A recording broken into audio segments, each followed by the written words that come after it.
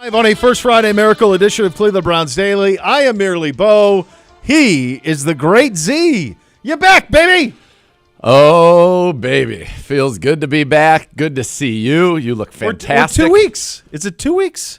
At least. I think it was a Wednesday, like the 26th of June. And then, because I was headed to Chicago for lacrosse. I did that Monday. Then I had to go on my wellness retreat. But weren't you here Wednesday? That Tuesday. Oh, that's Wednesday, right, Tuesday. And then it was Thursday. So Gibby and I did Wednesday. And I did Thursday. And then you came back Thursday. Alone. No, yeah. but was I here No, Thursday? the Monday of that week. Oh, okay, so that's like the 24th is the last show that you and I did together. Yep. Okay. There you go. That's been a minute. What have you been up to? How's things going? Everything's good, man. The birthday? 46. The big birthday? Yeah, the festivities? big birthday. All the fireworks were for you? It was great. Had a nice time with family and friends. Had the best golf round of my life since I've last seen you. Let's hear it. So we were playing in a match. Me and Simze, Agent to the Stars, playing in a match. Still waiting on the hoodie. Friday. It was the day after my birthday. Friday, July 5th. Yep. And on the front nine, I shot 30. 30. Yeah. It's like a video game. Yeah. I birdied 1, 2, 3, parred 4 and 5, birdied 6, 7, 8. It was nuts. It was insane. And I made one putt of more than 15 feet. I was just like, dialed in. What did you end up shooting? 66. So 30. That's got to be 30. Is that your all-time low? My all-time low is a 65 at Beachmont, but okay. It's a par 71. So same to par. Same to par. Yeah, but the other guys were like, and Sims had seen me play, and he played well. Like I've been a few under, but not he's like this that. is ludicrous. I was like, it's nuts. And on 9, I had just feel like in the zone? Like it was that what it felt like? Like every swing was in the zone. And I knew I was going to make every putt. I was just like, I'm going to make them. Yeah. That's awesome. It was funny on 7. After 7, we were on 8T, and I had just birdied 6 and 7 back to back. We're well ahead, taking care of business in this match. It was clearly absurd. Yeah. And Sims hit a good shot, and he'd been struggling a little bit, and he hit it to like 12 feet below the hole in a par 3. I'm like, I'm just gonna hit this one out of bounds. I'm like, my handicap is screwed right now. Right, you're taking this hole, and he was like, God, man, he's like, no, you hit a good shot, and then I hit it to like 4 feet, and then made the birdie. It was nuts. It was crazy. And on 9, I had a putt. This is all at Walden. Yeah, all at Walden in a match. Like this is that's crazy. On 9, I had probably like 15 feet, but there's kind of a big elephant back in the front left of the green, and I was on the front of it, and the pin was on the back of it, so it was a tough little putt. But I wanted to make that so bad. I've never shot in the 20s for 9 holes. No, that's crazy. So I don't know that I ever will now. I think this is probably as close as it was going to get. But no, so that happened, so that was great. As you know, 3 days away from absolution. This is it. Yeah, it's 3 days catching up. Saturday. I see you training. You're doing you're doing some videos, and you're talking a lot, running your mouth, and it seems like Jared is not. That he's maybe distracted. He's distracted. I have like a singular focus. Yeah, it's 3 days away though. I channeled The Rock at WrestleMania 19 in my promo today. I haven't seen the one today yet. I was working, but I did. I saw the one where you had some buddies with you. Yeah, in the ring, and you're yelling. And Bishop's sitting there doing curls for a minute. I did awesome. see that one. That was pretty good. Yeah, that was that's fun. good. So that's Friday night. Saturday night. Saturday night. I'm hoping for an early exit for your boys. No offense, they can hang a lot of banners. Just not this weekend. It could. So their NBC's last game scheduled is Saturday. Now it's in Chicago, so you know what that traffic's like. When is the last time you drove through Chicago? Drove through? Or tried to get around. That's our slate for Saturday. That's so when's the last if it goes bad? If it goes bad, 1 o'clock and you're done. Oh, baby. So that's 2 o'clock here. You're fine. I'm not gonna. I don't think I'll be on until. That would be the best. Post so if they go over, then it would be in play that I would be able to paratroop in go, straight off the turnpike. Your name will be on the list. Just hop on there. Yeah, take the whole family. They're all coming. Wouldn't have time to get home. They'll It'd have love to be a stop on the way because it'll just be at that point. By the time you get there, it'll probably just be me and then the main event. And that's it. So yeah, this is fun. It's gonna be exciting. It's gonna be something. You ready? Yeah, I'm ready. Yeah. I feel really good about it. It's very good. I feel really good about it. Very good. So You've got so you got that coming up on Saturday. Yep. You had the extended time. You got some more time next week. You can do a little family thing. Yeah. Where is your headspace with the reality that today is July 10th? I had I wouldn't say like a breakdown, but I acknowledge that my summer is over. I've come to grips with it. You got the great trip with the family next week. I got this. I got my boy Vincanity's coming in. Joe's coming in. Albie's coming in for the weekends. I got my buddies coming in. Pedro coming in to support. Pedro's not coming in. He's not a supporter. No, but he's doing well, for those who are wondering. His blood clot is gone. Great. So that's fantastic. So I have Will that. Nana be there? Yeah, Nana's going to be there. That's fantastic. Nana's going to be there. So we have that. And then I have the Cornerstone outing on Monday. I go to Georgia on Wednesday. I come back Sunday. And then I think we go to the Greenbrier. Do you know the travel to the Greenbrier yet, Gibby? The actual travel? He's efforting that. There we go. 2 weeks from today, Still true. I'll be driving. Yeah, he's driving. Connor, Fila, and I are driving down. 2 weeks from today? Yeah. I'll give you my golf clubs. Thank you. It's a crazy. That'll be $50. Fine. It's If you lose on Saturday night, it's $100. I'll give you 50. the reality of it, and I had to be. It's said over, you bro. said you didn't have a breakdown. I'm not certain that I didn't. Yeah. Because it occurred to me that basically every weekend. Now, here's the thing that we have to be careful of, because this is something that is very specific to us and what we do for a living. Of course. The gross majority of people still will have 3 weeks of summer with their kids if they have kids home.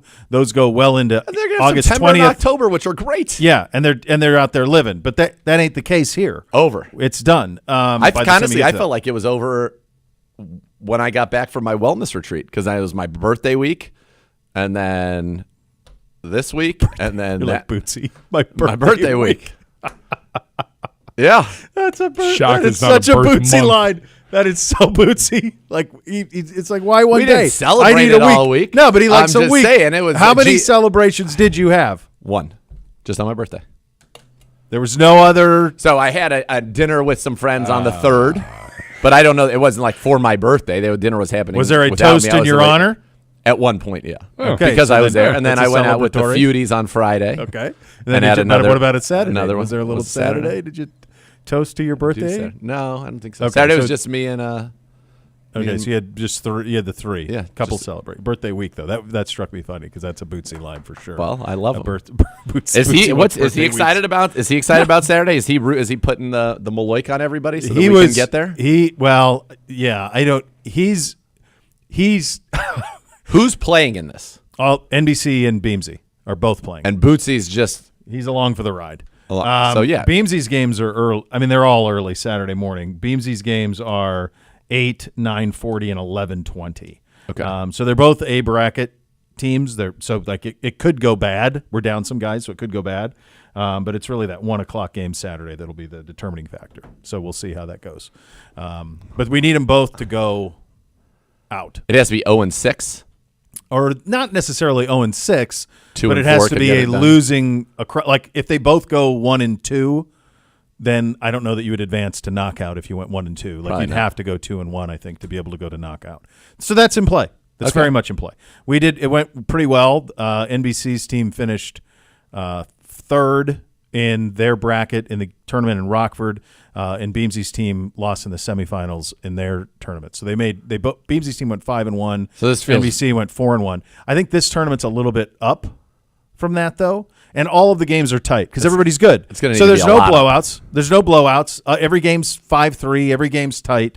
So it's very much in play. We Yeah. easily could have gone, like we went 4-1 or whatever. We easily could have been 1-4. It was a couple of saves here or there that did it. I don't like to Everybody's root against them, but in this case, I need him. good. Well, I need you. yeah. I'll I tell you, got this guy. I'm less worried about that. I'm more worried about. I think that's very in play that could happen. I'm much more concerned about Chicago and the traffic because that No, city you're is fine. broken. Oh, I know. It's broken It's as a horrible. I traffic. know the There's concern. no way around it. They have no idea what they're doing. They don't know how to handle a turnpike. They don't know how to handle a pay stall in a turnpike. It's insane. I've never been more It takes an angry hour as to I've get ever been. anywhere. I'm on 294 trying to go around the western suburbs of Chicago to get to Rockford. And at one point we stopped on Sunday, mind you, Sunday at 3:30 2 weeks ago, and they said you're in traffic for 45 minutes. That's what Wave said. I'm like, it ain't Monday at 5. Like, it's Sunday at 3:30. It doesn't matter. It doesn't matter. It does Sucks. not matter at all. While you were gone, I'm sure you were dialed into every show. Just like I was. When I'm gone. Yeah. Can you believe what on the Thursday, the first day that I come back from my wellness retreat, where I was You were trying to get your mind right after and body right. That's right. Egregious attack. I got cleared by the doctors that Thursday morning at UH. I come in here and halfway through the show, he snakes Jeff Jarrett onto the phone to besmirch outrageous. me. Well, and the Cleveland the Browns, apparently. the city of Cleveland, my don't. family, all of it. And I'm not for it. Gibbe was delighted. It's everything he's ever wanted. It's everything he's ever wanted. He finally had someone who was up to the challenge. I had some of my buddies watch that segment, and they were on the floor, like crying, laughing. It was so good. Gibbe was great, although I have a feeling on Saturday night, you're going to show your true colors, right? Am I showing? Are you buying my ticket? If I have to buy you a ticket to get there for $15, I'll gladly do that. Gonna do that to get you there. if that's where we're at. I want Gibbe with like chest Mo painted. Pedman's coming. Oh, I know he is. Yeah, you better come. Maybe. It's going to be great. That is going to be. Yeah, so there's that. So that you got that to look forward to. I'm headed. So I leave Friday for that. So we head back to the Chicago Going back to the area, big which I'm metropolis. Really excited. I'm gonna. about. I will say this. I'll give a little. So I just a little spoiler for Saturday. I got my gear. Oh, I saw. Yeah, It's unreal. it is unreal. Yeah, Unreal. Yeah, I was pretty floored by it. I assumed you'd just be in like a black tank top and No, this is Let it like go on. the guy who makes it makes yeah. all the Pretty WWF legit. guys. No, he is the AEW guy. Like he is. Now, will you keep that or will you sign it and auction it off for charity? No. I will not. I will absolutely keep that. I'm going to get a mannequin. I'm getting Like a 10 mannequin. years from now, It's going to be in my basement. like De La Hoya? Yeah, the mannequin on a mannequin for sure. And then I have another. I have the You pieces see De of La the Hoya with guitar. this, right? I'm This going to house? put the guitar up. It's going to be De a La whole Hoya area. And now let's see the shrine to me. It's not a shrine. Here is the De La Hoya in his house in Vegas. He built the Holly Saunders, who's his girlfriend, former intern of mine. Yeah. They built this house, and in it she has all of his robes from his championship fights. Yeah. And she has mannequins with the robes in this room with the belts around the mannequins. I like and so that. you go in there, and then there it is. All of the Might just be greatness. a singular mannequin. Yeah, yeah. But proportionately, probably similar to De La Hoya's 12 or whatever he's got. In fact, probably disproportionate. Disproportionate. Might be. I got that, and then I'm going. I see you like 10 years from now just walking in, Miss K comes home, you're chilling, and you're just sitting there in the outfit, and Miss K comes home and goes, what are we doing here? The tights are great. The tights are going to get many wears. There's no doubt. And the hoodie thing is pretty good.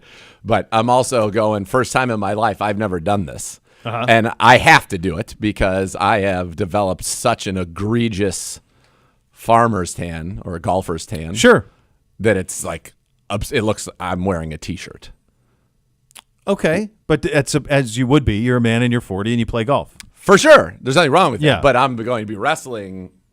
So I'm going to, first time No, ever. you're not. Don't say it. Spray tan, baby. And I'm going for What I'm in the going bloody for- hell are we doing? just wait. I'm going for Hollywood Hulk Hogan mahogany. That's what I'm going for. It's gonna be unreal. Do you have to? Is this the one where you do you stand and then just? Oh yeah, I got an artist. What does that even cost? Oh, it's not much, honestly. $50. Yeah, it's next to nothing. I It's thought it really would. cheap. Really? I thought 5x that. Yeah. Easy. Do you guys remember? Do you guys ever do this when you would do the? $50. Do you ever do this I'm when pretty you would do surprised. the spring breaks and you'd be like, I got to get a base? Yeah, So like gotta before you build go a to base. spring break, you'd go tan like for a week. I never because I tan pretty well. I've never. Well, you also went to school in the South and you grew up in I've the Bay Area, never so tanned. you were never You're in a right, right, situation right, true. like the rest of us where we were in the throes of winter and then hadn't seen sun in months and we're like, okay, I'm going to go look like powder. I'm going to go. powder. I need a I'm tan. going to go to. I look like powder. Boy, that's a very solid reference for those who are of a certain age. That's very, very Exactly. good. That's Well what I'm done going. on That's you. what I'm going for. Oh God, I didn't need to see it. I know what it is. I mean, he almost looked. It looked like he was plastic. God. That's what I'm Yeah, going you for. go get the base. You get the base Yeah. so that when you got to the Mexican Broski sun, gave me some great tips because he's a big show spray tan guy and he told me how to get it like. How hard can it Deep. be? Now you gotta. This isn't National Treasure. No, Spray tan me dark. The end. Yeah, but then it's when you shower, and there's a lot. There's a lot to it. Come on. No, I think you're safe. I don't think there is. I think you go get a spray tan really dark. You just do it the day of the event. No, no. It's misnomer. Because it needs at least 24 to hours set? to reach peak. Oh my God. It's gonna be unreal, bro. I can't believe this is actually It's going to be happening. something. It is going to be something, my friend. Yeah. Hey, happy birthday to the Chief. 28 I today. remember when he was 20 when we drafted him. He was just 20 years old. Isn't that crazy? Just a wee lad. 20. 20 years old, man. Yeah. Yeah. 28 guy. It's been a crazy. I'd make an argument, especially once the injury to Chubb happened, with the exception of Flacco, because that was a sensation. Sure. But that Chief was the most popular guy. Like he became, he kind of became what Jarvis was. Jarvis was that guy, and then Jarvis parted ways. The team and Jarvis parted ways, and then there was who was going to be like that emotional dude, chesty, kind of follow me to freedom guy on the offensive side. And I think Chief jumped into that, and you would not have had that. 4 or 5 years ago, you think about how the relationship was, and then now he's one of the more beloved guys. Stefanski told a great story about him. You remember his, and how could you forget? Of course, you're not going to forget. But his one-handed catch against the Bucks, Yes, to force overtime and us beat Tom Brady in the last game that he ever played in Cleveland Brown Stadium. And they ran the play in practice on Friday. And threw the ball basically in the same spot, and he kind of went like, and didn't catch it. And they were in a meeting, and I guess there was attention was called to that, and he's like, that's Friday, Dave. It's not Sunday, Dave. He's like, Sunday Dave's gonna catch it, and when he caught it, they were calling him Sunday Dave. I guess Sunday Dave is pretty good. Sunday Dave, yeah, That's pretty good. yeah. So happy birthday, Chief. Yeah. I will tell you, I've actually had a bunch of the guys on the roster. Nobody's here, unfortunately, for Saturday night, but I've had a bunch of guys on the roster reach out to me being like, this is so awesome, and we wish we were in town to come. I'm like, Well, they can afford it. I was like, just hop on up. If they really meant it, then they would be here. Hop on up, Because you baby. can catch a plane, and then many of them have access to private aviation. Yeah. You could land right there at the lake, and then where you go? You know who's loving this? A blast from the past? Gibbe. I'll give you one guess on the former Brown friend of the show. Barnage. Yeah, Big Play Gare's all over this. He Loves loves it. Loves it. He's Big loving part of it. Yeah. He's got a ring at his house in Florida. Just for fun? Yeah. Well, he He could should do come something up like this. I know, but it turns out, while it is fun, Yeah. it's not fun because it hurts. Everything you do in the ring hurts. So it's Well, not something sure. you go in there and Flailing just like around. play around and be like, let me bump for you or let you bump me. Yeah. No. No, it's going to suck. Yeah. Yeah. I think I don't know that anybody doesn't think that. Does anybody think like it's all just fun and games? Like I think everybody thinks it's a trampoline. Not. not a trampoline. Not. I remember Laurinaitis telling me like the first time his dad was like James and his buddies were like wanting to be professional wrestlers because of naturally. Of course. And when they were young, and his dad took him, and it was at Mania or something like that, and his dad took him and brought him and his buddies. It was the Marion Barber, the former Cowboys running back, was his best friend growing up. And The Barbarian? yeah. Wow. Yeah, they played on the same youth teams. Gone and too all soon, that man. stuff. No, the brother. The brother was his best buddy. The brother of Marion Barber. Yes. Okay. I believe so. Yeah. Okay. Because he's still alive. The older brother was, Okay. is the one who passed. The younger brother. So, anyway, they go to WrestleMania, and his dad's like, well, go ahead, go fly off the ropes. Let's see you bounce off the ropes. And they went and did it, and they were like, oh. And I think people think that it's like a rubber band. But it is hard. I have a bruise here and here that is the exact Of size, that. shape of the rope. Yeah, And you I've think hit it like it's hundreds of times now. Yeah, and you think like you see it on TV, and you're like, oh, that must just springboard you off like a trampoline. No, not.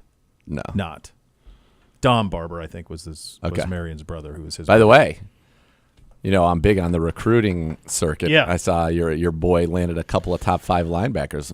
Congrats. Yeah, charismatic dude. And I know you were plugged into that. So S put us on a text chain, and I'm like, S, let's just go direct. Like Z does not need to be woken up at 7:20 on a Thursday to break down Ohio State recruiting. I'd be happy to do it with you. Yeah. I'll help you. We'll talk. It's good to and it'll know. Be fun. It's good to be in the Yeah. loop. Yeah, but you don't need to do that. Did you see? And I see we have a little bit later. We have a list, a fun little list of top 50 the top 50 television shows of all time. So we'll have a little bit of fun with that list. You and I are both caught up on House of the D. Yeah, it's great. This last episode was awesome, and you're right. It was emotional. I was even emotional for the Dragons. It was hard to watch them be the way that they were taken down. I felt the way that I feel about. I'm trying to it kind of felt a little bit like. Have you ever been to a bullfight? No. So sadly, I have. It wasn't the most well-run bullfight in the world, so it was even more gruesome than you could imagine. The matador got gored. We were in Mazda. It was a mess, just a bloody mess. But that's kind of how I felt watching it. Except that obviously that was in real life, and this is CGI. But just the notion of these beasts don't want to be there. They're chilling, man. And now all of a sudden it's okay. And they kind of fought like cats. Have you ever seen cats fight? Like with the scratching and the clawing and the necks and all of that? Yeah. They kind of fought like cats. This will make sense in a second. During COVID, we were watching all the Avengers movies and some of the Justice League stuff, and I was having the boys pick well, who's your favorite Superman or superhero? And NBC, I think it was Tony Stark, and Bootsy was Batman and so forth, and Beamsy goes Superman, and I said, because I've always found Superman not very interesting. Yeah.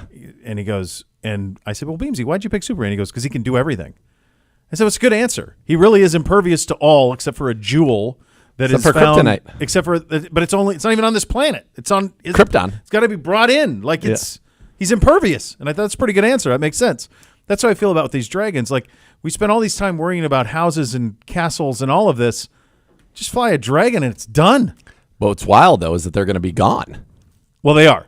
Yeah, that's the deal. I don't understand how that big one's ever going to lose.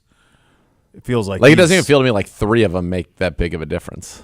If it was 3-on-1, it's going to have to be the most ultimate sneak attack of all time to get him slumbering. Spoilers, obviously, but if Aemond, when he went after his brother, that was pretty harsh.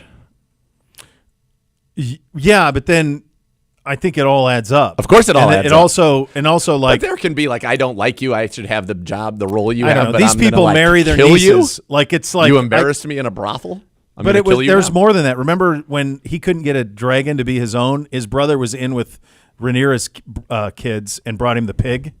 Do you remember that? Oh no, it's just been building for a while. It's also strange that they cast Aegon's the older brother, and they cast the younger brother significantly bigger in stature. Yeah, looks older. Quite honestly, Aegon looks quite young. He does not at all look like he's the older brother in any way. No. So that was an odd choice. But yeah, the idea with having these dragons, it's well, what difference does it make with the army? You just annihilate pretty quickly. It feels like he could win the whole war in a day. Kristen Cole's so despicable. Yeah. I mean, who isn't? They're all pretty bad. I think Rhaenyra's actually pretty good. I don't think Rhaenyra's about any of the bad stuff. I don't know. But she's pretty earnest. Dude, she's not. Do you remember season 1? All of her hijinks? Probably not well. It's not for air, but there's a lot of hijinks. I mean, her children are not her husband's children. Well, we know that. Right, but okay, but that's everybody who's been a king or a queen or in that era. Where they had Baratheon had a billion of them. The only one who they didn't claim them. The only one who was it's not a lie if you believe it. Yeah. Well, wait a second. They don't look at all like you or your husband. They look exactly like this guy who's always hanging around you. Strong, yeah. And she's like, pay no attention to that. These aren't the drones you're looking for. Okay, I'm saying in the world of Game of Thrones, that is not even. It's Targaryens. I mean, the other guy married his sister. That's nothing compared to what the only truly. She married her uncle on the day she buried her fake husband. The only who was, and by the way, her fake husband was killed by his own brother, who isn't actually dead. No, not that guy. The fake one. Fake one. The real husband who was the real father though was taken out by his own brother. By the own brother. Yeah. What a crazy series this is. This was the first episode though where it's someone that mattered was lost. Yeah, it was good. I was like, that sucks. No, and she was great. She's great. Yeah, she's great. All right, there you go. Those are your hot topics of the day. That's presented by the University Hospitals. We will go around the sports world, including a little bit of a change to a sports documentary that was widely beloved a year ago. Going to be a little different this year, and I think I actually like it. We'll get into that coming up next. Cleveland Browns Daily, 850 ESPN Cleveland.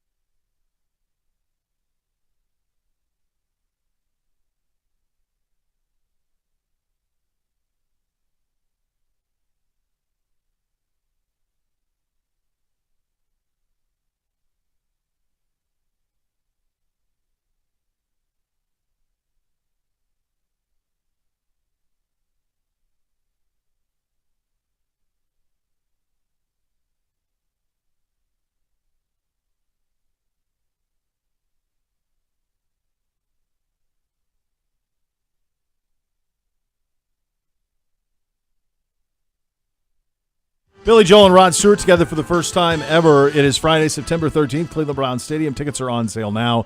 Visit clevelandbrownsstadium.com/Billy and Rod 2024. Billy and Rod 2024. Don't miss Billy Joel, Rod Stewart. They're together. It's one night only. I know what Is it's like that- to be a part of a one-night-only situation. You do. Is This that Saturday, the biggest? Is this the most I've ever done a read? Yeah. I mean, Yeah. there's been some others that are like that have been here over the course of the whole I'm program. gonna say yes. But in terms of like a promotional read, I think this is the number one promotional read I've ever done. Yeah, I Is agree. the Billy and Rod one. Yep. All right, around the sports world, Receiver debuts today on Netflix. The intro features Peyton Manning passing the torch to Randy Moss. So the reason that this happened, they couldn't get any quarterbacks to do it, is the genesis of this. Manning talked about this a couple months ago, that we just couldn't get any quarterbacks to do it. Like he goes, I think everybody had a good time. Mahomes, Cousins, like the only one who kind of didn't was Mariota because it went sideways. But Yeah. they kind of aborted that storyline once Totally, he he was cut. gone. He was gone. But the Mahomes Cousins thing, I thought Cousins benefited tremendously from it. Yes. Honestly.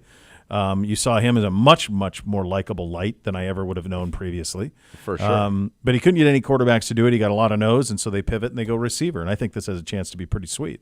Agreed. I think it not only has a chance, I think it will be pretty sweet. It's going to be incredible. I'm excited for that. Have you been watching any of the in-season Hard Knocks or the off-season Hard Knocks? No. I've seen some of the clips. Like I've seen the Marvin Harrison clip, and I've seen some of the Dable stuff that's going around. Dable, I think, comes off great. I can tell you,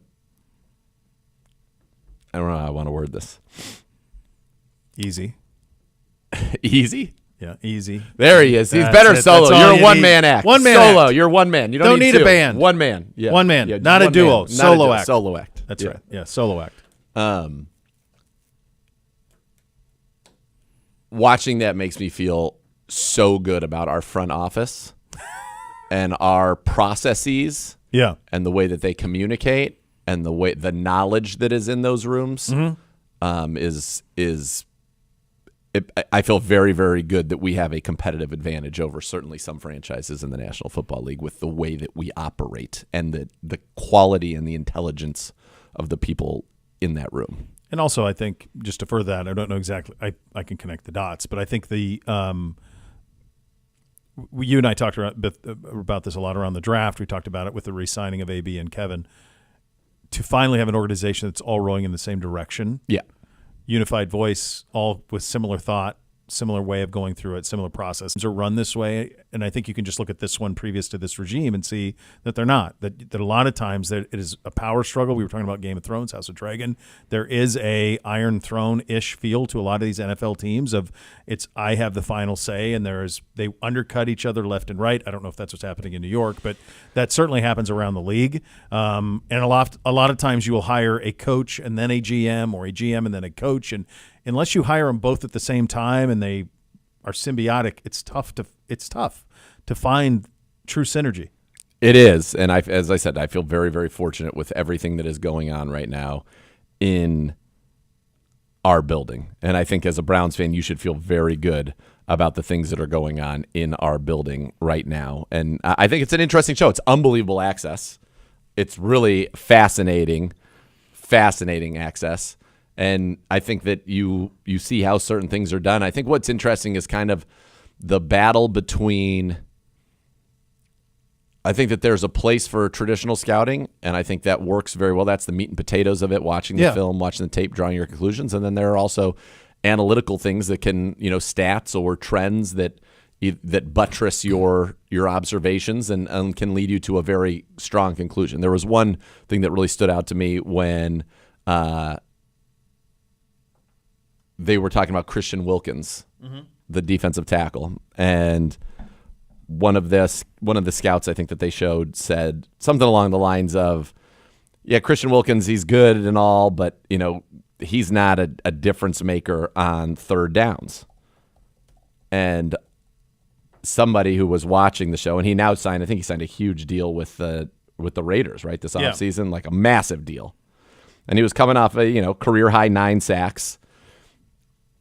All of that, career high 23 quarterback hits. So perhaps prior to last season, prior to his free agency season, you could say maybe he wasn't that much of a third down difference maker. But last year, amongst all the interior guys, he was top 3 in third down sacks, pressures, all these various stats. And I was so just to quote. clear up, the Giants were considering getting in on Wilkins because he's a free agent coming out of Miami. And they showed one guy who said that, I like him and he's a good player, but he's not a difference maker on third down. And I feel like in our building, everybody in that room would already have known what he was on third down.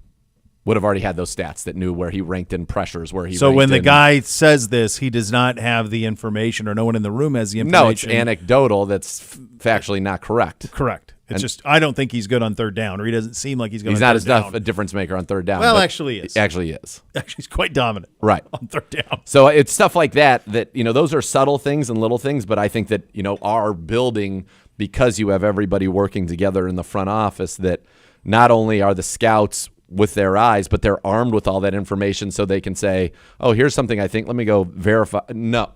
I don't even that comment would be made in our room, because I think everybody would have the knowledge that if we're talking about Christian Wilkins, we're going to know not only what we think with our eyes, not only what the tape tells us, but we're going to know what the analytics tell us as well, and we're going to have a full picture of that prospect. So it was just... They would have had the answers to the test before the test That's what I mean. Hit the table. I don't think that comment would have been made in our room. No.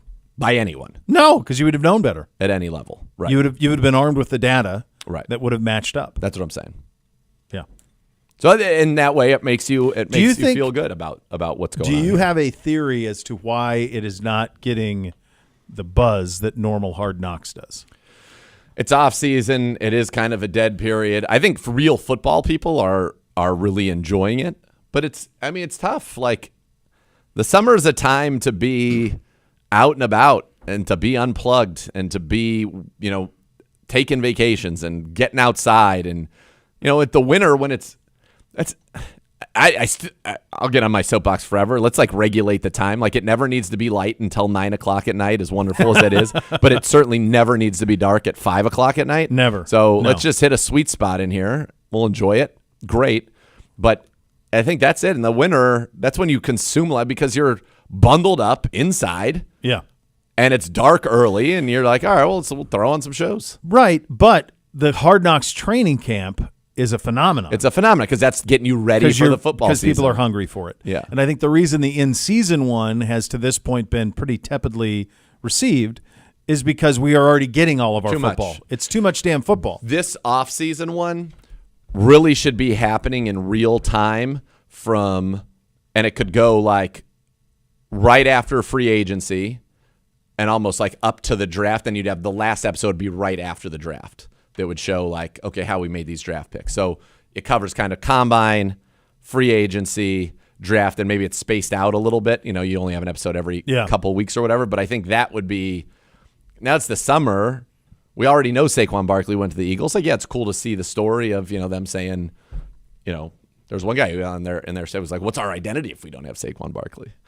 I'm well, you've known for a few of the years. You've seen a couple of years. You've seen it. Not great. No. But at the same time, your identity can't be based around a running back. That's just not how the NFL works anymore. So I think it's an interesting watch. There have been actually a couple kind of documentary things that have been interesting. The WWE just put out their kind of behind the scenes on how WrestleMania came together, and the original. No, the most recent? This one. Oh, okay. So the real stuff, Cody was not gonna face Roman Reigns, and it was gonna be The Rock, and how they, The Rock. They had to the switch people, on the fly. and they switched, and then he created the final boss, which was unbelievable. But yeah, and Cody did some things kind of on his own at the end when he ran the Rumble. He pointed at Roman Reigns, wasn't supposed to do that. So there's some interesting kind of things that happen in the way they talk about it. But The Rock's getting memed all over the place because he does take a little bit of credit for what he did, but at the same time he deserves a lot of the credit for what he did. I'm seeing him on social, where he's doing this, and it's basically everything he says is the smartest thing ever. And then I told him to do, and it could be about anything. I see. But that's what that's about. Yeah. Okay. That's why he's been on there. But it's, phenomenal. Yeah. Phenomenal. Speaking of, it is sports. It's a crossover. We don't get into politics on the show, and we won't now either. But thank God, a sports challenge was made last night. It was. I didn't see it. What? No, I didn't see it. At his rally in Florida. Okay. Oh God. Go ahead. Former President Donald Trump. Yep. challenge Joe Biden to a televised golf exhibition at Doral, which he owns. And he will give Joe Biden 10 strokes aside. And if Joe Biden can beat him, he'll donate $1 million to the charity of his choice. This is the most powerful country in the world. This is a presidential election, and this is what we're doing. Listen, politics are not supposed to be this level of entertainment. It's kind of terrifying that it is. Just terrifying. What are we doing? If somebody's offering you, if you were decent, you're getting 10 shots aside, you got to say, okay, fine. It would be it might be the most watched television event for 3 holes until you realize it was just terrible golf. Sure. Ever. Yes. But I would hope that anyone who is actually doing the job of President of the United States would not actually entertain that. Because I don't know. There's a lot going on in the world at the moment. Listen, you got time for a round of golf. Let's make a made-for-TV golf event. You got time Who's for a got round time? of golf? I need to play every day at the Army-Navy course for the next 2 weeks. That's what I need to do to get ready for it. What are we doing? 10 aside. 10 aside. That's a lot of strokes. It is. Kawhi Leonard dropping out of the Paris Olympics. USA basketball due to chronic. Isn't it crazy that what we just talked about is real? It's not even made up. I just think that's where we are, dude. It's not even made up. That's where it is. Yeah. Yeah. No, there was a time. It's not worth it. It's not worth it. If I was, let's stop. Let's do this.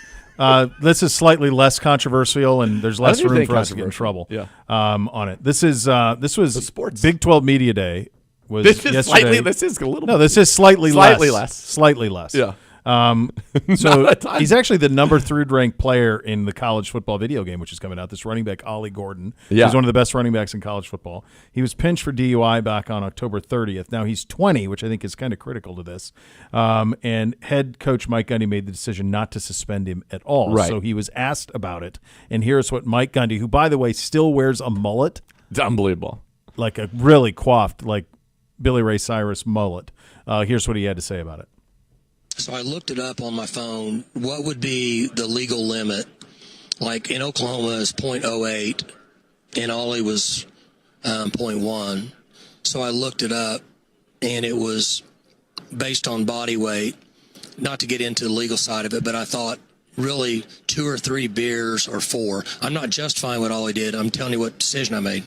Well, I thought I've probably done that 1,000 times in my life, and I, it's just fine. So I got lucky. People get lucky. Ollie made a decision that he wished he could have done better. But when I talked to Ollie, I told him, I said, "You're lucky you got out light." So he then last night he backtracked this and he said, he goes, "Look, I made 1,000 bad decisions." To which I say, no, that's a lie. No, he's saying that I've driven 1,000 times having a few beers. Pops. Yeah.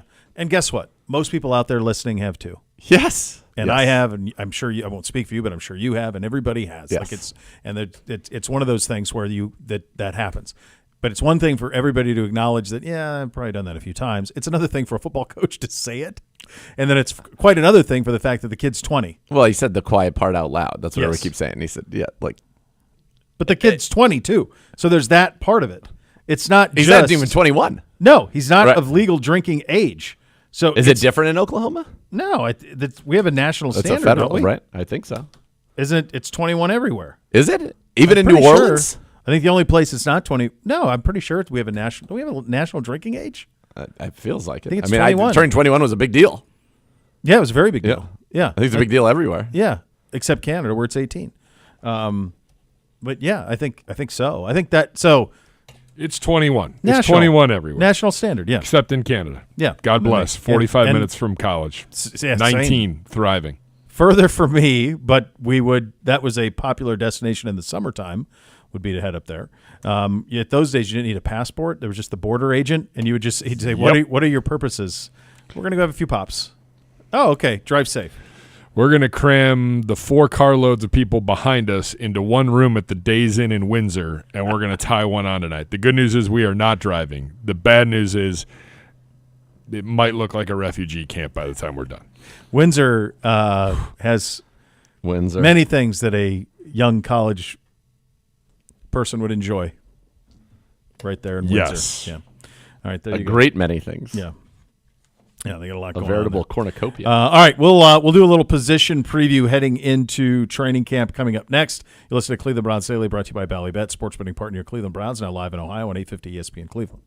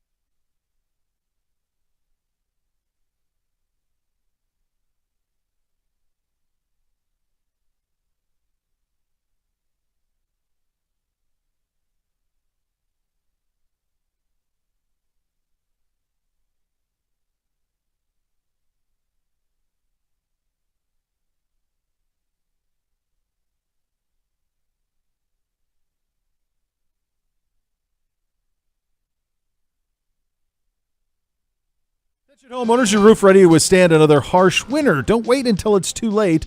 Renew Home Exteriors is offering a free roof inspection with a detailed report and quotes for repairs or replacement. The expert team at Renew will assess the condition of your roof, provide you with the information you need to make an informed decision before the winter months arrive. They'll be here before you know it. Protect your home and your family. Do it from the elements. Visit RenewEstimate.com today to schedule your free roof inspection. Don't let winter sneak up on you. Renew Home Exteriors, your trusted partner. Your home safe and sound, one roof at a time. All right, time for positional preview. We are, quarterbacks and rookies a week from next Monday? We're like 10 days out? I can tell you coaches are back on the 21st, rookies and QBs on Monday the 22nd, 12 Vets days. on the 23rd. And we fly Thursday morning to the Greenbrier. There you go. This is a new update? New stuff has come to light? No, I think everything one- except the yeah. fly thing, right? Yeah. Well, that's what I'm talking about, the fly thing. Yeah. I'm talking about the... Oh, yeah. You and The Voice, because Bishop's on assignment, you and The Voice will be live from the Greenbrier on that Thursday at 1 o'clock. There you go. There you go. Oh, baby. Coming in hot. Where are you going? Massachusetts. More tournaments? Oh. Last one. How Got about a it? date with the Kennedys. I tried to do, yeah. Were they Nantucket? Was that their operation? Or Martha's Vineyard? Martha's Fields. Martha's Vineyard, I Vineyard. feel like. Yeah. Cape Cod, And then- Nantucket, Martha's Vineyard. Then you zip up to Kenny Bunkport and you get the bushes. Kenny Bunkport. And you get it all. That's Maine, right? Yeah, but I think it's pretty close. Very close. I think we're going to zip up there a little bit when we're up there. Check out a little Kenny Bunkport. Yeah. Yeah, potentially. That's All right. exciting. I don't know. It's a whole summer of youth sports, so there you go. Well, that's exciting. Camp, Camp- all of it. All this is exciting. It's all exciting. It is, but it also, there's an end to it. But as we do the positional preview on the quarterback situation, we got a lot of guys in that room, brother. Yeah, we've got a former number 1 overall pick. We've got a 3-time Pro Bowler. We've got we got 2 one-time Pro Bowlers, and we got our guy DTR who beat the Steelers in Jim Donovan's return game. And so I think for that is always somewhat of a Cleveland legend, in my opinion. I would agree. How do you think Kevin Stefanski manages reps? I spent a lot of time in the morning talking. Ohio State has 5 scholarship quarterbacks. It's a little different than this. But how will Kevin Stefanski manage 4 quarterbacks? You have a young guy who you really like in DTR who's coming off of an injury that was a serious one, and you want him to continue to develop. But at the same time, all that really matters is that Deshaun is 10 feet tall and bulletproof by the time you get to the start of the season. So how does he manage what is a pretty crowded room juxtaposed to what it was a year ago?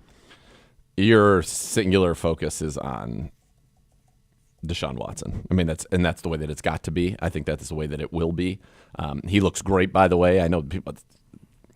He's working out every single day. He obviously did everything he had to do to be ahead of schedule in his rehab. He clearly took that very seriously with Dr. Vuz and Dr. Elatache. So I'm very confident in what he has put forth. But that's the operation. Everything's about getting Deshaun Watson ready, and it's getting Jameis Winston ready in the case that you need him. Those are the top 2 quarterbacks. You hope that you do not play 3 quarterbacks here. You hope you do not play 4 quarterbacks this year. Hope you don't play 5 quarterbacks as you did one season ago. You hope you play 1 quarterback, quite frankly, the entire year, other than maybe some mop-up duty or coming and kneel the ball, Jameis Winston.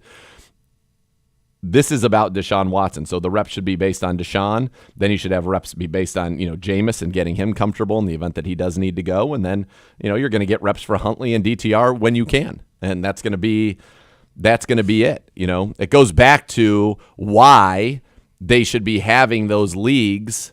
Be able to take guys like a DTR should be a starting quarterback in the UFL. Mm-hmm. Yeah, he needs to play. These guys need to play, and so he's going to be 2 years, basically, potentially 3, without really having much playing and very little practicing. He's going to have to do a lot of it on his own. I'm sure there'll be some scout team stuff, but that's not getting the reps. You can't get better that way. That's why that league the NFL needs roster these guys. is not an incubator for talent to be developed. You have to come in pretty developed. The practice squad, and then they right, finish you. There's not a red shirt situation in the NFL where we can train guys to become pros. That needs to already have been done. Because when you're on the practice squad, all you're doing is being scout team, and you're defensively supposed to be letting the offense feel success and vice versa. So it's Yeah, it's a tough situation there, but I think that that's what it's all about. It's about Deshaun, 8-4 as a starter here with the Cleveland Browns in his 2 seasons, 14 touchdowns, 9 picks. Last year was 7 touchdowns, 4 picks. It's about getting him, back to being a guy who's going to throw for over 250 yards a game, have a bunch of 300-yard games, a guy who's going to, have a quarterback rating in the hundreds. That's what he has done in his career. And so that's really the whole goal. And I think that organizationally that's the goal, because that's why Ken Dorsey was brought in. Ken Dorsey was brought in to put in an offense that suits our quarterback perhaps a little bit better than the under center back to the defense play action game, but more of a shotgun spread, options, all of those things. And that's why Jameis was brought in too, because he's familiar with playing in that system, and so it works for him. It's it's very familiar for him, and he'll be a great support system for Deshaun. He kind of preceded him in the Southern quarterback college star guy. Similar, both played the same conference. Florida State and Clemson are very similar universities. Jameis won the Heisman. Deshaun won the national title. Jameis won a national title. So there's all of those things that were in it. And so there is a sense that this is now everything that has been done this offseason to get Deshaun comfortable and confident and playing the way that he played at the time when he was acquired. And the thing that sucked so bad last year is he finally did that, and then the injury happened. You finally had this game when you were like, and he had a lot of solid games last year. I think sometimes people forget it, but the last game was sensational, and it was like, okay, let's go. And then the injury happens, and so you have to build that back up again. And Gibby and I were talking about this yesterday. Yep. This is why this is so difficult, because Gibby said, we were talking about just lamenting the fact that there's really no NFL news this summer. There really hasn't been. Not the last 2 weeks, not really since the end of minicamp. There really hasn't been any news out of the National Football League, nothing noteworthy. And we were talking about it, and we were saying, like, boy, camp is going to be, for our standards, largely pretty dull from the standpoint of we have most things sorted. He is the one thing that you just need to see it, and there's nothing you're going to see in camp or in he probably won't play at all hardly in the preseason. We're all about the games. It's just the games that matter, and so unless it's just a disaster in camp, which I don't anticipate it being, there's nothing that you're going to see in camp that's going to provide much of an insight into what we're going to be in the season. So that's what's going to make it tough, and it's a very different place. We've been here now 2 years in a row. This season feels very much like last. Totally. And so you're in this position where, okay, let's just get to Dallas and see what that looks like, and then let's get 6 weeks from there and see what that looks like, and so forth. Yeah, this is – I did the Garage Beers podcast last night, and – yeah, the season is the season. The off season is not. Training camp is about finding out who is going to be the starting Sam linebacker. I mean, is that really the one true starting job? Who's going to jacked up? Who's going to line up opposite Dalvin Tomlinson on snap 1 at defensive tackle? Even though we know there's going to be a rotation. What is Mike Hall going to bring to the table? Is there a battle at right tackle? Is there a competition there? Maybe. But other than that, this is about going through these things, putting in good work, leaving intact and healthy, and getting ready for the Dallas Cowboys and beyond. I mean, that's everything is there on paper for this team to win a Super Bowl, period. Yeah. So this season is about, can we put it together in the most difficult division in the National Football League, and arguably maybe one of the most loaded conferences in the history of the NFL. Can we take that step, be elite? Can we win this division? Can we host a playoff game? Can we get to the AFC Championship game? Can we get to the Super Bowl? Can we win the Super Bowl? Anything other than playoffs is, I think, a massive disappointment. I don't think you can do any of those things unless he's really good. I think he has to be really good. I think if he is top 16 in the NFL, I think we can win the division. We can do all. Our roster is that good. You can't win the Super Bowl if he's top 16. Probably not, but if he gets hot for a few games. He's got to be real close to what he was in Houston. If he's top 10, we can win the Super Bowl. We can win the Super Bowl. Yeah, which is what he was. I mean, at one point he was number one. So like if he can be in that mix, then I think you got a chance. If he can give you that type of season, like a Dak Prescott type season, something like that, that's going to be good enough to where you can go, and then you can make a run. But you have to. You can't. Here's the deal with this in this AFC. You can't cheat this. No, you're not going to get a fluky champion of the AFC. No, the AFC champion is going to be robust. Yep. And you're going to have to go through some teams to do it, and you're going to have to beat some big-time quarterbacks, MVP-level quarterbacks, to be able to do it. And by the way, you're getting Rodgers back healthy. I have to assume Burrow's going to be back healthy. At least they have to be in your head. I don't know. Seems like there's a little concern about him down in Cincinnati. In what? Just that he's like Fashion Joe and coming back from injury. Where's sowing he his oats a little traveling? bit. Yeah. He's sowing his oats a little bit. Yeah. Like he's pretty even keel, kept things pretty simple, and then I think this offseason, he's kind of sowing his oats a little bit. Right. But the other thing is he only talks to PMT. His only interview he does all the time. The only one-on-one interview he does is with Pardon My Take. Apparently pissed off the league, the Players Association, pretty good With that what interview. part? Talking about the ideal 18-game season.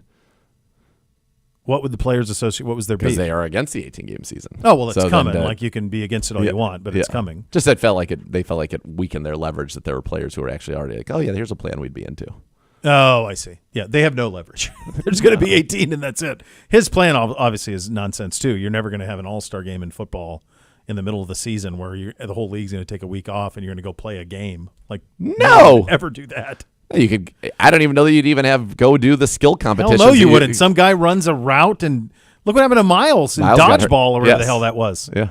No, it's nonsense. And by the way, you think the NFL is going to give up a week of television programming in the middle of its season to give the whole league off? Never. No. For what these networks are paying for the NFL? No, it's going to be buys would be on rotations around a third of the way-ins, because now you have that. The good thing about 18 games is that now instead of 16 was great, you had 4 quarters this season. Now you'll have 3/3 to the season. Yeah, and it'll be 6-6-6, and your buy should be locked in there. All right, second hour of the program coming up next. We've been doing these breakdowns between PFF and ESPN in terms of the top 10 at positions. We hit defensive end. You can bet Miles is on this list, but how high? It's coming up next. You're listening to Cleveland Browns Daily on 850 ESPN Cleveland.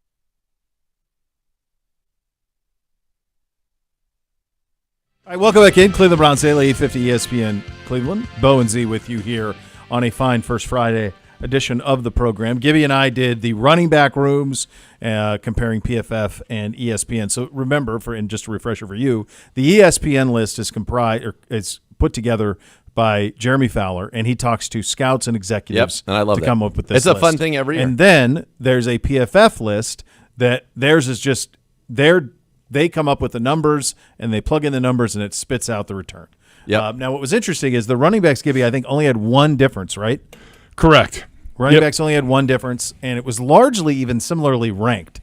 The running backs were very similar. Yep. I think Aaron Jones wasn't in, and I think Breece Hall wasn't. Breece Hall wasn't in the PFF. What? No, that was it, right? Breece Hall wasn't. No, Breece Hall was number 7 or 8. The PFF. big Aaron Jones wasn't. Breece Aaron Hall is Jones a wasn't. stud. Yeah, the evaluators had him too. Yes. But the PFF had him further down. They had Derrick Henry too on PFF. Correct. I remember that. So Aaron Jones was not in the one that the executives did, but he was in the one that PFF did. So that was kind of the only difference. Other than that, it was pretty much the same. There were much more discrepancies at defensive tackle. There were some bigger differences. Yeah, because I think you could get people that are great run stoppers that might not be valued as much as guys who are pass rushers and vice versa. Yeah. All right. So this is I haven't looked at this list, by the way, and I'm going to try to see if how many of them I can get. Okay. You want to do which one you want to do, the PFF or ESPN? Either. All right. Do the ESPN one. All right, so top 10, Yeah. Number 1. Miles. Indeed, he is. In fact, the first line of this, Garrett is now in Tier 1 by himself, earning 70% of the first place votes. Wow. Here's a quote from an NFL coordinator. If you don't double team him, he's going to effing kill you. Yes. Another great quote here on Miles. I don't think he's changed at all. He's just got more help around him, which accentuated his play. He's always been the same dominant guy. Of course, reigning defensive player of the year. Led all pass rushers and interceptions created by his pass rush with a total of 6. A category all unto himself. Yeah. Yes, indeed.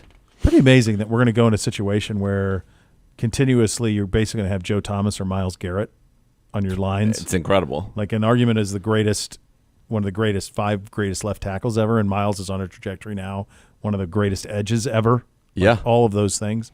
It's pretty wild that you had that. Trevor Sikma for PFF had got Miles number 1 as well. Number 1. Okay. He's always been – PFF always loved Myles, even before people gave him his flowers. When people would worry about like the sack numbers or whatever and compare him to T.J. Watt, PFF was always saying Myles, Myles, Myles. All right, number 2. What's your guess on number 2? Number 2 for me is going to be Nick Bosa. That is incorrect. T.J. Watt. Yep. T.J. Watt is number 2 for the executives. Where does T.J. Watt fit for the PFF guys, Gibby? Number 4. Okay. Where does Bosa fit? Nick Bosa is number 3. Okay, so Bosa's 4 on the evaluators list. Okay.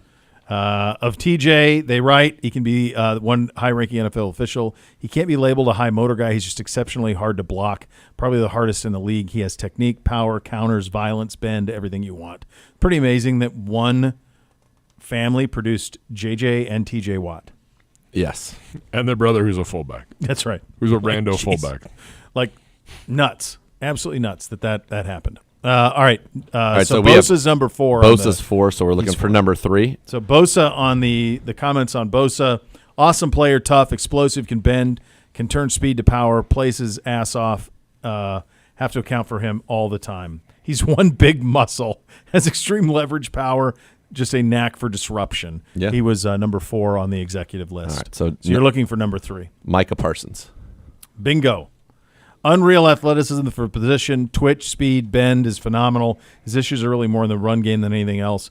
When he has to take on heavy stuff, that's where you feel the lack of size a bit. If you put him at outside linebacker all game in the same traditional spot, I'm not sure he'd have the same production. He needs to be moved around, in my opinion, but he's as good in that role and that he completely wrecks a game. I give Dallas a ton of credit because this is not the position he played at Penn State. No. And I don't know if it was a position they drafted him, but they basically just said, you're a weapon. You remember when they would show, I think, did they have Hard Knocks They with had him? Hard Knocks his rookie year. And he was working with DeMarcus Ware on pass rush moves and hands, Yep. and I was like, that was interesting. And then, Yeah. sure enough, unleashed. They did. Yeah, he's been quite good. It's a very good job out of them. He's number 2 on PFF's list. Okay. So the four All right, are so- the same 4. Same 4. Yep. All right. Number 5. Yep. So this is, I think 5 to 10 could be kind of in any order, but I'm going to go first with Daniil Hunter. Max Crosby is number 5. Daniil Hunter is number 7 on the personnel list. So Max Crosby. Where's he on PF? What's PFF, Gibbe, for Daniil Hunter and Max Crosby? Max Crosby is number 5. For both? Daniil Hunter is number 16 What? on their list. So they have the Daniil Hunter had 16.5 sacks and led the NFL with 23 tackles for loss last year. right. Yeah. He's pretty good. And he's been good. PFF says no. I don't know. Okay. Well, they still think he's good. He's just not in top 10 for them. Okay. I think it's interesting that the executives and PFF have the exact same top 5. Yep, I think it is too. So there you go. All right. So Daniil 6. Hunter's 7. So you're looking for 6. Trey Hendrickson. Aiden Hutchinson Wow, I had him at is 10. 6. PFF has it number 6 as So well. same. Yes. So they have the exact same, Other than Micah and Watt. but they have the same same 6 six. Yeah, guys. same 6 guys. yes. Where's Hendrickson? Is he in either top 10? He's 9. Trey Hendrickson's number 9 on PFF. Wow, they have this list is really similar between the two. All right. So they have Aiden Hutchinson 6, and then they have Daniil Hunter So 7. I need number 8, Khalil Mack. Number 8 is not Khalil Mack. Josh In fact- Allen. No, incorrect. Actually, it's Josh Hines Allen. You missed this, or did you see it? I've seen it. I'm sorry, I'll write Hines. Josh Hines Allen is number 8? He's number 8, yeah. Okay, so I had So PFF had Khalil Mack number 7. Okay. Oh, okay. And then Josh Hines Allen was number 8. Where do the Khalil Mack is not in the top 10 on the executives. Khalil Mack had 17 sacks and 21 tackles for loss last year, and I don't know that this stat is possibly correct, but this says that he had 10 passes defensed as well. Yeah, He's an honorable mention. honorable mention for the executives. He's the first honorable mention. Okay, so I just need number 10. Yep. The order I have him is Montez Sweat. Nope. I've got Montez Sweat. Sweat is he's an honorable mention. Okay, I've got Hassan Reddick, Honorable mention. and I've got Thibodeau. Thibodeau is also receiving votes. Not even honorable mention. So I'm missing. They have somebody that's in the. Here's the thing that's going to be tricky on this one. He's the only player in the top 10 without a single top 5 vote, and he played on a tough franchise to watch. Brian Burns. Nailed it. Yeah, he's 10. But he had a down year, didn't he? Here's the quote on it. He has everything you want in the position, will always be productive. The only thing he's lacking is elite power. Burns looked poised to crack the top 5, but lost momentum, needing tiebreakers to take the 10th spot. He only had 8 sacks last year. PFF has him as number 21. Yeah. So they're going to pair him with Thibodeau. They actually have a pretty good pass rushing group. And I know it's not all about sacks, but, I mean, Thibodeau was pretty good last year. Hassan Reddick's been pretty good. Hassan Reddick has... How is Brian Burns? Did they acquire Burns? The Giants did? Yes. Hassan Reddick has... How did they get Brian Burns? What is Carolina doing? I don't know. Hassan Reddick's had 12.5, 11, 16, and 11 the last 4 years. Hassan Reddick is the answer to the question of who do you think has X amount of sacks? And you'd be like, really? And yes, it's him. Like he's that guy who's just always there. He's also the first guy ever to have double-digit sacks in 3 straight years with 3 different franchises. He did it with Arizona. He had 12.5 and 20. Then Carolina for 1 year with 11. So Carolina's let him and Brian Burns just walk right out the door. So the Giants traded a 2024 second and a 5th and a 2025 conditional 5th to the Panthers for Burns and a 2024 4th rounder. So that's what happens when you give up all those picks for Bryce Young, and you have to try to add talent because you don't have any. Yep. So you end up giving up a piece, a defensive end piece, in the prime of his career for 10 cents on the dollar. Yep. Because you needed I'm guessing they drafted a receiver in the second round because you have no receivers. I bet anything they did. I have no idea. I don't know the Panthers that well, but my hunch is they drafted a skill position player on offense. By the way, Jalen Phillips was number 10 for PFF. Jalen Phillips of the Dolphins? Yes. Really? Yep. Our own Zadarius Smith, number 17 on their list. Nice. I'm surprised that Reddick's an honorable mention. I'm surprised Trey Hendrickson's as low as he is. He's just incredibly productive. I don't remember him being that guy until he got to Cincinnati. No, so it was his – mostly you're right, but he had one huge year in New Orleans, and then people were nervous to pay him. But he went – in 2020 in New Orleans, he had 13.5. Then the next year he comes to the Bengals and has 14 and goes to the playoffs, goes to the Pro Bowl. Then he has 8 Pro Bowl, and last year 17.5. Yeah, he's a heck of a player. Yeah. So 39.5 sacks in 3 seasons. So he's averaging 13 and, basically 13 and a third or 13 and a sixth He was per season. There was the guy that we wanted who the Bengals had to choose between, and he got hurt right away. And signed with the Jets. He's Carl never been Lawson. the same. Lawson. He's never been the same. PFF loved him, and we're like, gosh, why not just sign Lawson? And they signed Hendrickson instead to the big money deal.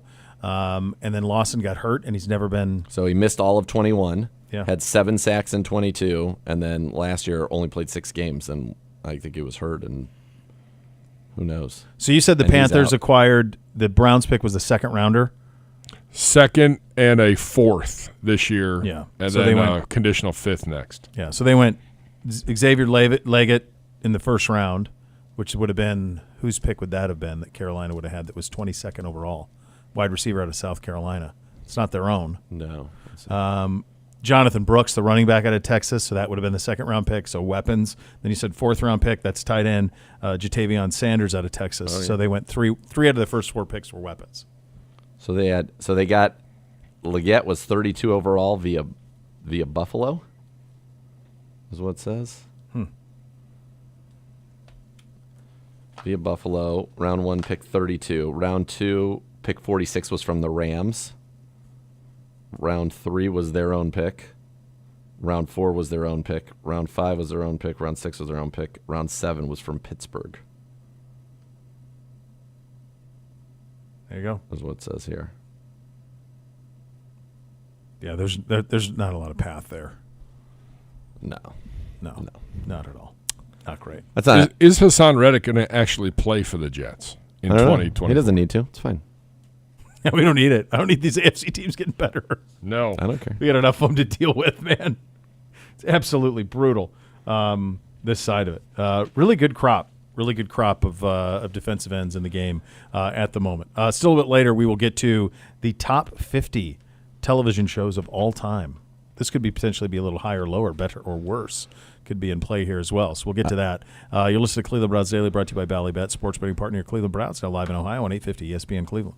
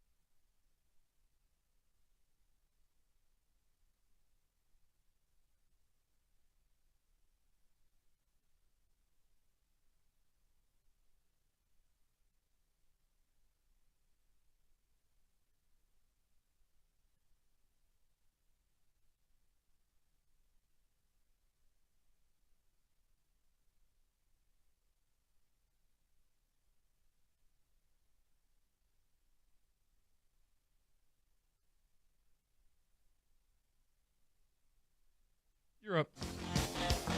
All right, welcome back in. Cleveland Browns Daily, 850 ESPN Cleveland.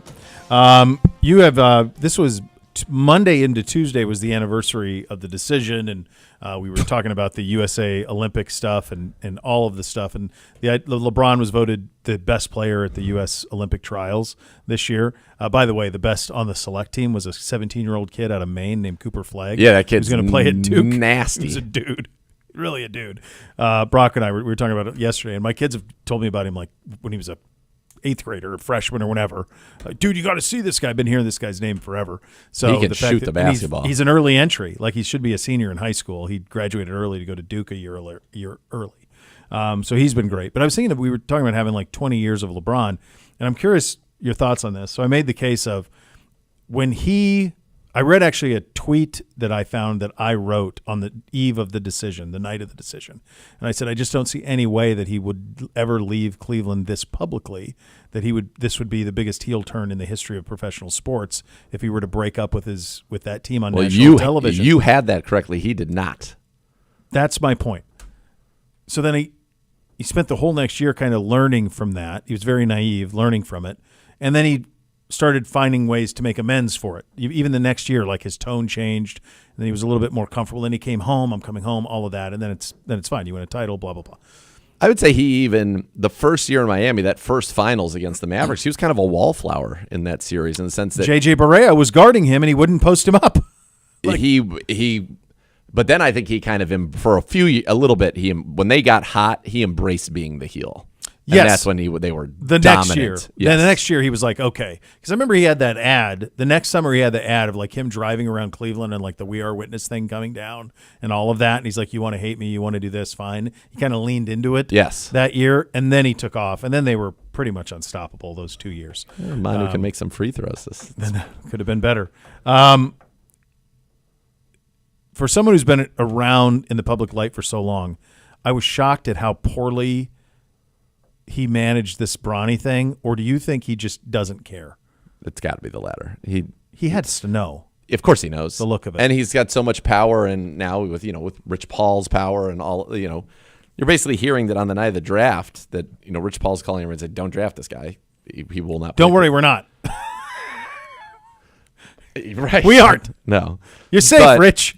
But I mean, I thought it was unbelievable drama that you thought maybe somebody in the first round would do it and try to either extort the Lakers because clearly they're willing to give him. They would have. I feel like you could have drafted him and traded him to the Lakers. So do you really think that the conversation went that the Lakers are so rudderless, the most decorated, important franchise in the history? I mean, the Celtics won. I don't think they are rudderless. I think the rudder is LeBron James. Okay, so I agree with you that from an ownership standpoint they are so rudderless that they were just at his beck and call on all of this.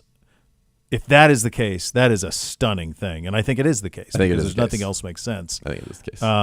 And I do wonder, like, if Kobe were still alive, like, would that have impacted how they've handled all of this? Because I don't think that he would have his presence in that city and around that organization. I don't think he would have allowed for the Lakers to be just handed over to LeBron. I don't.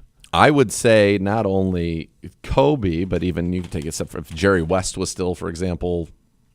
And Magic pushed in the chips on it. He's out. Yeah. I think if you had some of those people, then perhaps it would be a different scenario. But in some ways that's part of what, it's become a star-driven league. And what would the Lakers be if he left? What are they with him? Well, at least they have him. And they won. They can say they won a championship. Yeah. But they're not going to anytime soon, and there's no way to improve going forward. I think the thing that's the most stunning thing to me is nobody wanted to play there. Nobody wanted to play. They had room. Yeah. They were trying to convince Clay. They were trying to convince people. Nobody. They all were no dice. There's got to be something around Antonio Davis or Anthony Davis. It's LeBron. You think it's LeBron? Yeah, I think it's like. But if LeBron has maintained his greatness, I feel like if Anthony Davis was as good as he was or the trajectory was, then they would still be pretty good. They can't shoot it. Well, all they have is that Reeves guy who can shoot it. They can't silliness. shoot threes. That's the NBA. You need those two guys surrounded by shooters would be quite formidable. Yeah, but they don't have that. So there's no real path for it. And I made the case, like, I think the kid would have been better off. I I cannot imagine this working out in terms of him becoming a reasonable NBA player, and I don't think he has the talent for that. And there's no shame in it. He's a really good high school basketball player. I remember talking to Chris Holtman about this because it was Ohio State and USC were the two schools, and he called me and he said, "Do you think like Columbus could handle it if we brought him on campus?" And I said, "Yeah, I think so." And I think actually he would probably benefit from not being the most famous person on campus. He wouldn't have been not down there. He wouldn't have been the most important. He would have been able to have relative anonymity. And Holtman did say, he said, like LeBron and I'm blanking on the wife, Savannah, that they were really just like normal parents. Like Yep. they weren't overbearing. They weren't like, this is what we demand. LeBron's like, you're going to coach him. I'm not flying in for games. Like, I'm not going to call you. Like, we want him to have a real college experience. And I think he would have benefited from that. I do. In the meantime, he get $8 million. He's going to play for the Lakers, so I guess it wins either way. Of course he wins, but what's hard is it's a tough position for him to be in. As wonderful as it is, I just think it's a tough position.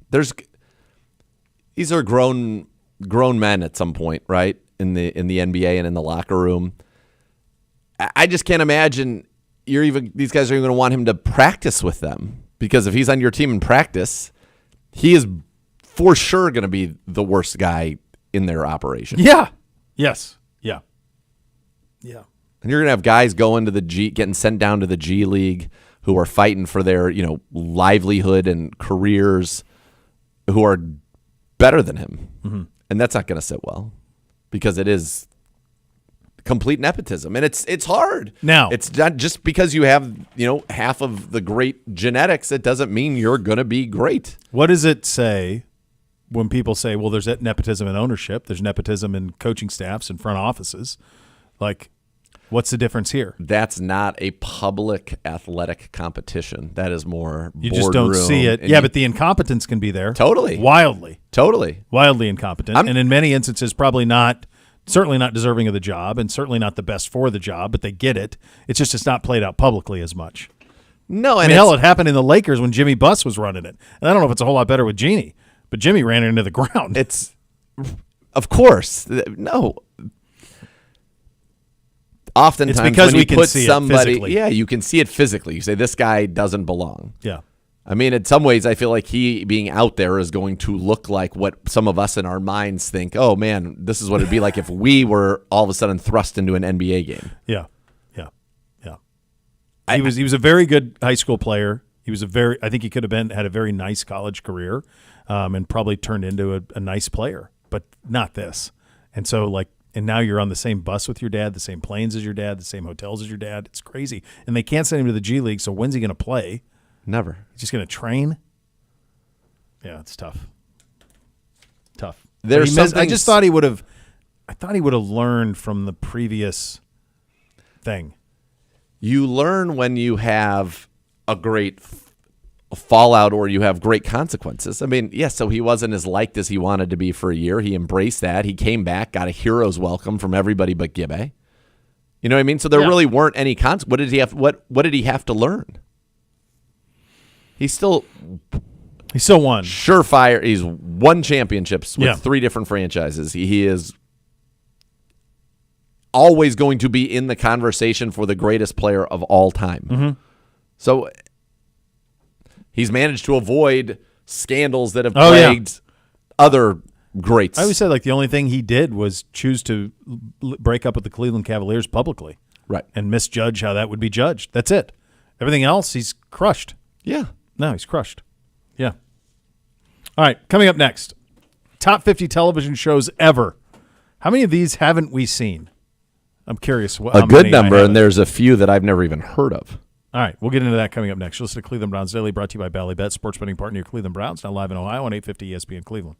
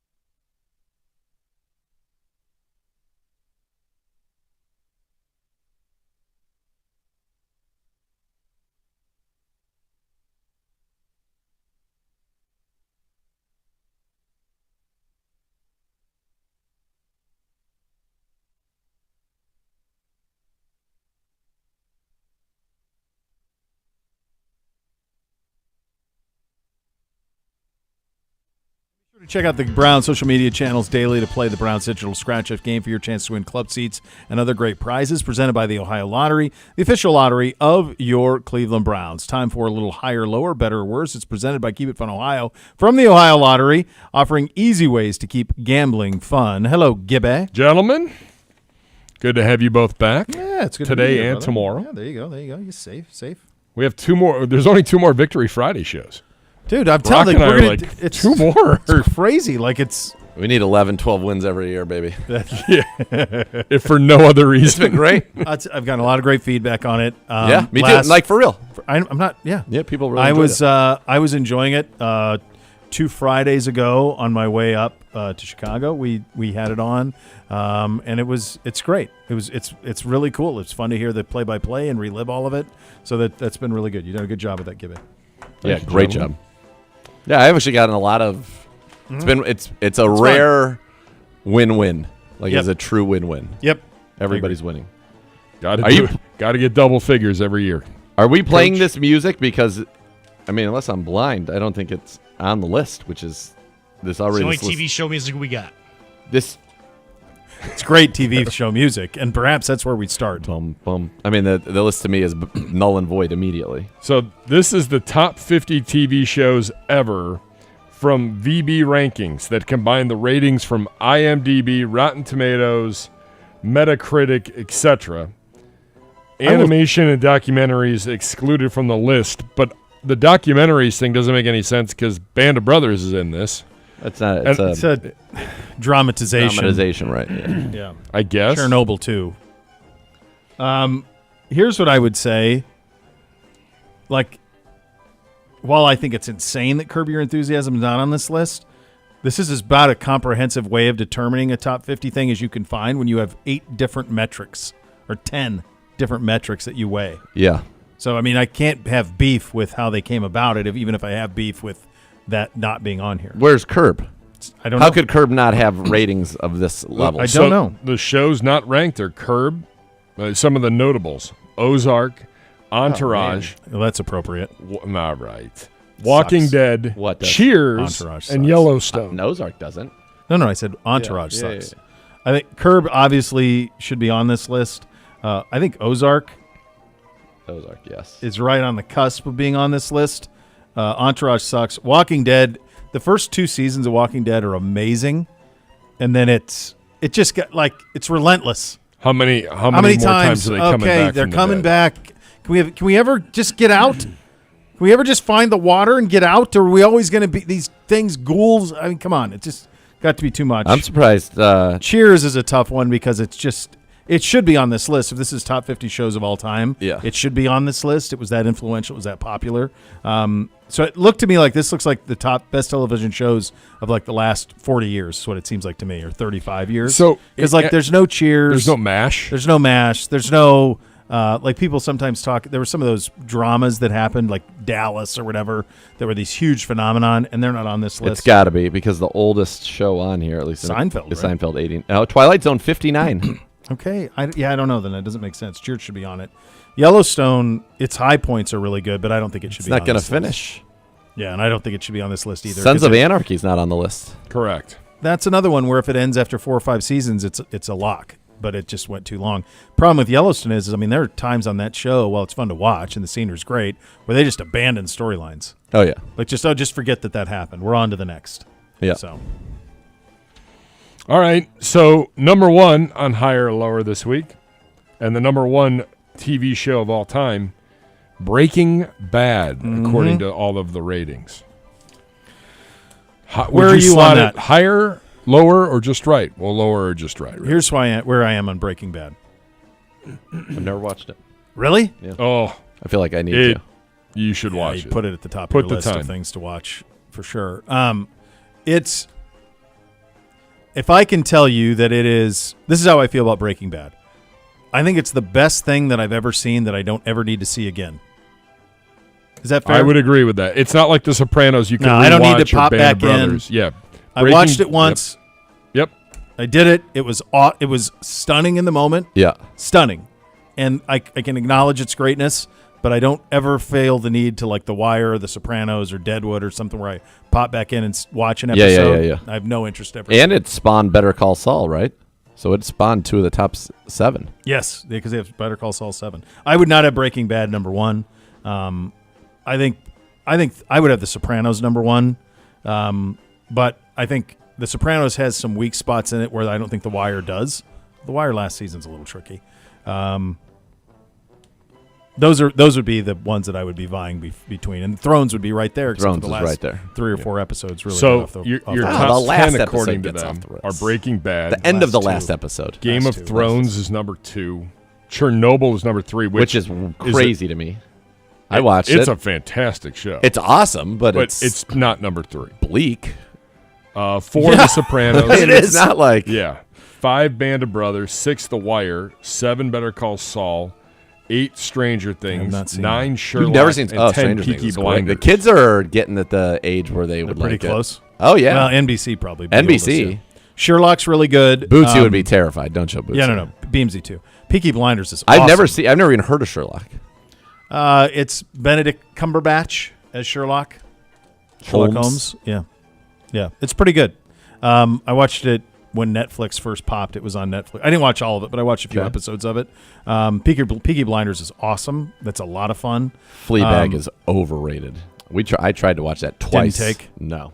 I'd be honest with you, like I have a hard time understanding how anything is better ever than Band of Brothers. It's 5th on this list. Yeah. Band of Brothers is perfect. Good show. It is. It's 10 episodes. There isn't a miss on any of it. I mean, there's not one miss. No. Like I can say there's like Thrones bad, Sopranos, Wire misses. There's no miss on Band of Brothers, but it's No, only one it's season. only one season. And it's working off of source material That's real. that is real. So like if you took, I think the apples to apples would be if you took the 10 best episodes of Game of Thrones, because there's only 10 episodes of Band if of you do Brothers. that with Game of Thrones, then it's number number one. 1. The 10 best episodes of Game of Thrones, number 1. I agree. Yeah. You could probably even go as far as 20, and you'd Easily. be fine. Yeah, because there was a time when every episode was like, Yeah. really? Yeah. This is what we're doing? Yeah. Like, yeah. It's good. I don't think anything truly in culture, you just think of like pop culture things, It's dominant. has been as big of a phenomenon and is universally beloved and then evaporated with the way they ended it like that did. Like it is not, people don't talk about rewatching it. I think House of Dragons helped a little bit, but I don't hear anybody saying, oh yeah, you got to go watch Thrones anymore. Like people still talk about rewatching say it. Sopranos and Wire and all that stuff. People still talk about that stuff. The way Thrones ended it just ended it. Just crazy Yeah. how they blew that because it was pitch perfect. I've never heard of Dark. I don't have any point of reference on Dark. Fleabag? I haven't heard of that either. Fleabag one- is terrible. That won some awards. I've seen a couple of seasons of Fargo. I did not watch House. Friends is too high. Friends higher Yeah. than Seinfeld's a joke. I really like 21 through 24. Mad Men, Narcos, Mindhunter, Mr. Robot. I like that's a The good, Office that's a good before run. Michael Scott leaves is pretty close to perfect. Yep. Succession is damn close to perfect Yep. from start to finish. My dad loved Battlestar Galactica, if that matters. I never saw that one. Freaks and Geeks was good. Yeah, you're right. Mad Men, Narcos. I didn't see Mindhunter. Is that good? Yeah. Mindhunter, I didn't see. Mr. That's the one Robot, where I they're didn't see. interviewing Serial killers, right? It's Netflix. It's good. Seinfeld at 30? That's ridiculous. Outrageous. That's absolutely outrageous. Behind the Boys. Seinfeld's not even ahead of. I mean, It's Always Sunny in Philadelphia is great and beloved, but it feels to me like Seinfeld list or has Curb should be the top comedy. on For this sure. And I think you could, I think the appropriate would be Seinfeld because of, Yes. it just was a different And needle to thread. You had so to do many 20-some episodes. You had to do it for network television. You couldn't just do it when you had an idea. Like every year you had to come up with it. Yeah. Like it was just a totally different thing to try to navigate.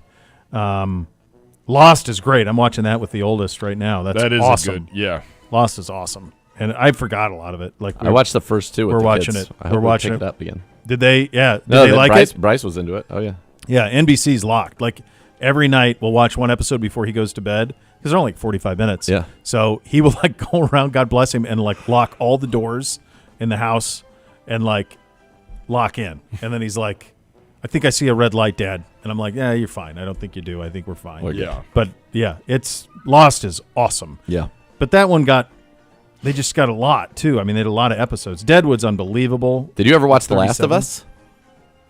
Last of Us. Pedro Pascal. No. The girl who answers the call from Game of Thrones, little lady Mormont. Oh, she's in that? No, I did not. No, I did see some episodes of that. They did one season, right? It's one season, so yeah. Yeah. Yeah, I did see a couple episodes of that and thought It's it was pretty amazing. good. Yeah. Amazing. Yeah, it was good. Yeah. I gave that to Dr. Voos on one of our road trips, and he Oh yeah, hammered that's it out. right. and He loved it. that one. Yeah. The Bear, I've not seen the most recent episode. Boardwalk Empire slept on. It's really good for if you like history and This season of The Bear is tough. is it not good? It is good. It's just it's stressful. It's tough. Well, that show always is. I never go More come up with so. it being like, there's oh, that was a usually good some time. really good. There's at least one or two of those a season. So Yeah. far, not. I think Boardwalk Empire is good if you like Mandalorian, history. Lost. That Mayor of Easttown was a great show, but I'm like shocked that it made top 50. True Detective season 1 is incredible, but then the rest of them kind of suck. Right. The Americans and Justified are awesome on FX. Yeah, I was gonna say the Americans. last Americans two is were awesome, and really Justified's awesome. Both of those are really Where good. is that guy though? I feel like that guy never Who's that? really the main guy from the Americans. He did a I'll come up with it. So felt much like more he to should have come. done You're more. listening to Cleveland Browns Daily on 850 ESPN Cleveland.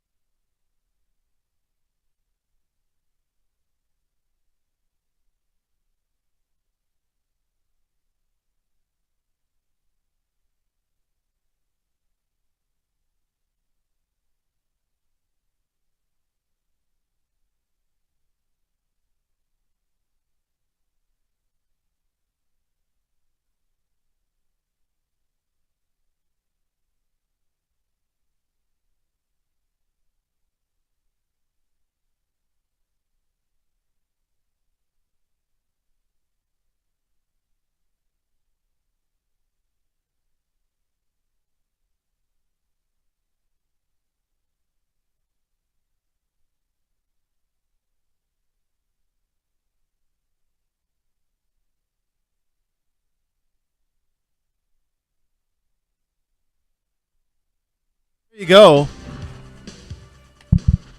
You not seeing Breaking Bad. You got to get on it, huh? It's so well done. Everybody says you got to get the first season maybe a little slow. It is because they have a writer's strike. Yep. And so you gotta kind of get through that, and then it's a racetrack from that point on. Walter White. Walter White. Yeah. It's appropriate. I mean, it's fine. It's I've never, since I watched it the first time, I've never thought I'd like to go rewatch any of it. Yeah. But it was in the moment. It was very, very good. You and I were talking in the break. Like so much of this stuff, Amy and I watched when the boys were little because we'd put them to bed at 8:00. She's a zonk. You had 3 kids. At one point, we had 4, 2, and newborn. Yeah. And so it was like, what could you do? You watch a show and go to bed. Yeah. That was it. So much of this stuff I saw during that time. It's harder now to watch that stuff than it used to be. 1 minute. 1 minute. Pretty good. It's a good list. I think it's crazy Curb's not on there. And it's crazy Seinfeld's not higher than. It's insane.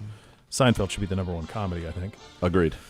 That's how that should go. All right, we'll be back. We'll do this all again tomorrow, my friend. Looking forward to it. I am too, buddy. We're just 3 days out. Tomorrow will be 2 days out from the event of the summer. AIW Absolution 17, baby. Let's $15. Get some tickets. Let's go. Let's go. Need you. Next level's coming up next. Cleveland Browns Daily, 850 ESPN Cleveland.